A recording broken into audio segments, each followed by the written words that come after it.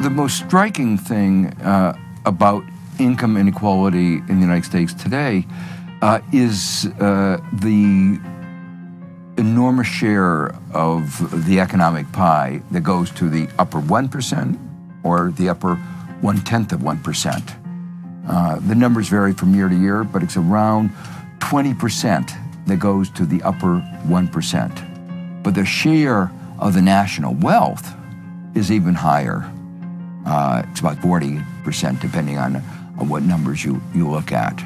It's much worse now than it's been any time since the Great Depression 75, 80 years ago. A significant part of this has to do with what economists call rent seeking, distortions in the market economy. Monopoly power, the distortions associated with the financial sector lead to lower output and more inequality. Now, if all that money going to the top was the result of contributions that they had made to our economy, so that as they got more, everybody else also got more, that would be one thing. But that's not what's been happening in America. If you look at the income of the typical male worker, full-time, in the United States today, it's the same as it was in 1968. Almost a half century of stagnation. It used to be thought that there was a trade-off. We could have more equality, but at the sacrifice of overall economic output.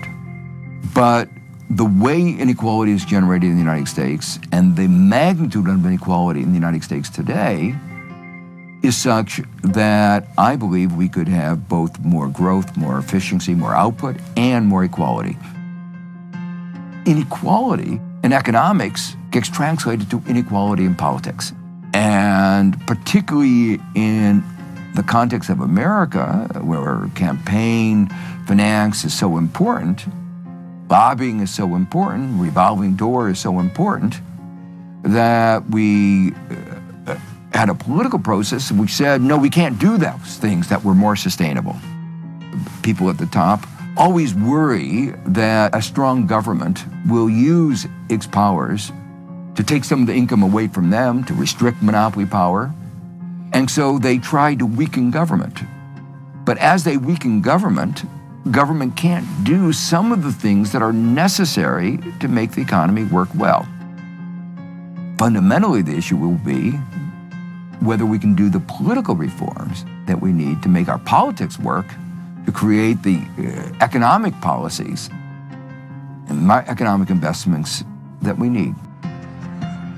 We used to think of ourselves as a land of opportunity, but if you look at the numbers, the statistics, the chances of somebody from the bottom making it to the top, or even the middle, are very limited. In fact, mobility, opportunity in the United States today is lower than it is in any of the advanced industrial countries. And so this notion of America as a land of opportunity has vanished.